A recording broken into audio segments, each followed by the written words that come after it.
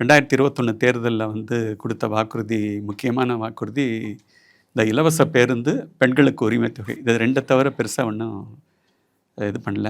ஒப்பந்த ஊழியர்கள், தற்காலிக பணியாளர்கள் இவங்கள வந்து நிரந்தரம் பண்ணுவோம்னு சொன்னாங்க.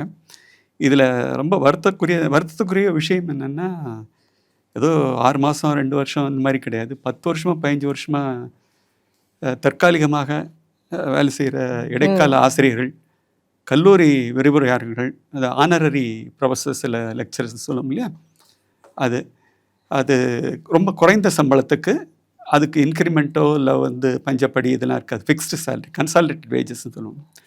அதே மாதிரி செவிலியர்கள், இந்த கொரோனா சமயத்தில் வந்து அவங்கள நியமிக்கப்பட்ட செவிலியர்கள், துப்புரவு பணியாளர்கள், அப்புறம் ஜாக்டோஜியை சேர்ந்த எல்லா அரசு ஊழியர்கள் இவங்களுக்கு வந்து பழைய ஓய்வூதிய திட்டத்தை கொண்டு வருவோம்னு சொன்னாங்க. கொண்டு வரல. அது கொண்டு வரது முடியாது. ஏன்னா அவ்வளோ பணம் இல்லை கவர்மெண்ட்டில், அது ஒன்று. ஆனால் வந்து கேரண்டீடு பென்ஷன் கொடுக்கலாம்.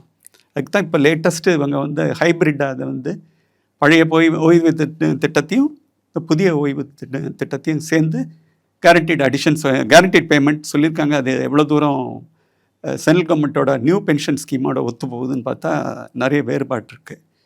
அது நிறைவேற்றுறது எப்படி பண்ண போகிறாங்க? அதாவது இவங்க வாய்னால் வட சொன்னாங்களே, சட்டமன்றத்தில் வந்து அவங்க அதிமுக பீரியட்லேயும் நிறைய வந்து விதி ஏதோ சொல்லி அது கீழே அறிவிப்பு பண்ணிடுவாங்க. அது நிறைவேற்றுறது வந்து அதுக்கு உண்டான பணம் எங்கேருந்து வருது, அது எவ்வளோ காலத்துக்குள்ளே செய்ய போகிறோம், அது எவ்வளோ பேருக்கு அது பயனளிக்கும், அதுக்கு உண்டான செலவு எவ்வளோ ஆகும், அது மாதாந்திர செலவு எவ்வளோ, வருடாந்திர செலவு எவ்வளோ, அது நிதிநிலை அறிக்கையில் அதுக்கு ஒதுக்க எவ்வளோ வேண்டிய தொகை எவ்வளவு, அதெல்லாம் வந்து யாரும் பேசுறது இல்லை. அதுக்கு 10 ஊடகங்களும் கேள்வி கேட்கறது இல்லை.